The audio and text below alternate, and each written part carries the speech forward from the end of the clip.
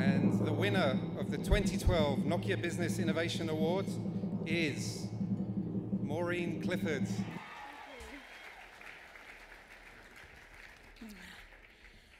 Thank you, everyone. When I was 15, my headmaster told my parents they might as well take me out of school because I was never going to amount to anything. I'm so happy that he was wrong.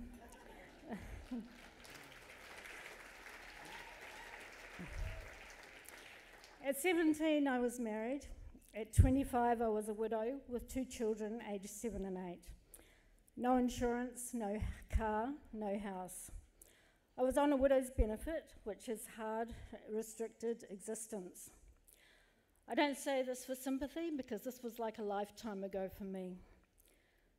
My hope is that my story will inspire other women out there to look at what they need to do to improve, to alter their situations and take actions needed. It's not just how you handle the impact of what's happened. When you are ready to move on, it's how you plan to improve your situation. I knew I needed an education because remember I left school really early. So I knew I needed an education to be able to change my circumstances. And so I set out on several years of study. It's like I was given a second chance. Looking at studying for 3 or 4 years, when you have things like childcare issues, transport issues, financial issues, it seems like it's just too hard, and it seems like it's going to take forever. But when I looked back on those years after I'd finished, it seemed like it had gone in a flash. Yes, it was hard.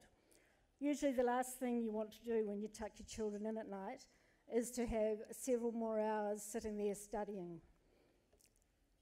But what pulls you through is the long-term hope and dream that you're actually going to be able to make something of yourself and improve your life for yourself and your children.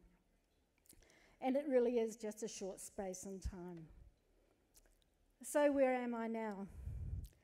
I'm the CEO and co-founder of Ndevr.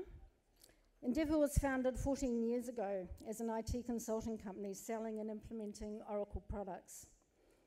Back in 2007, I had an idea for an environmental accounting and reporting solution that would account for the emissions from all the sources of greenhouse gases and convert them into CO2, which is the common reporting.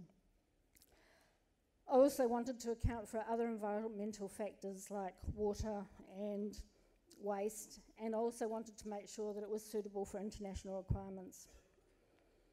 I had an accounting background. After my years of study, I had become an accountant. And so I was used to accounting for dollars and cents, where always there was 100 cents in every dollar. Greenhouse gases are a lot more complex. Each emission source, like electricity or the combustion of diesel, can have many gases associated with it, and each has a different global warming potential, making calculations actually a lot more complex than dollars and cents. But despite my ever-growing, changing and growing requirements, I had a wonderful team who was able to take what I had thought of and actually make it a real product. Most of the large construction companies in Australia, among many other companies, including some now international ones, operate this product. In 2010, Oracle in America called and asked if we were interested in selling our IP. After many months of due diligence, Oracle purchased it last year, and it's now part of Oracle's base system available to be sold all over the world, and it's now converted into several languages. I was lucky enough to be in San Francisco about 6 weeks ago for the annual Oracle conference, and I heard 2 customer sessions talking about our product. One said it was like night and day using our product compared to the spreadsheets they used to have to use before. They used to take 7.5 months to input data into spreadsheets, and they only got 1 report at the end of it, whereas now using our product they can get reports daily or weekly and really make a difference in being able to reduce their emissions. And they will have a return on investment within 2 years. The other customer I heard speak had installed the solution in their operations in 72 countries. and they previously used 100 people to enter data into spreadsheets. I left feeling immensely proud that I had contributed in a positive way to make a difference that matters to our future in helping companies prevent the ever-increasing problem of the damage we're doing to our environment. Working in IT, you don't often get the chance to get that feeling. Innovation helped our company succeed through the global financial crisis, and we now have a new division that consults in areas like environmental strategy, environmental issues and audits, and now where clients are having opportunities and risks associated with a price on carbon, we have consultants that work in that area.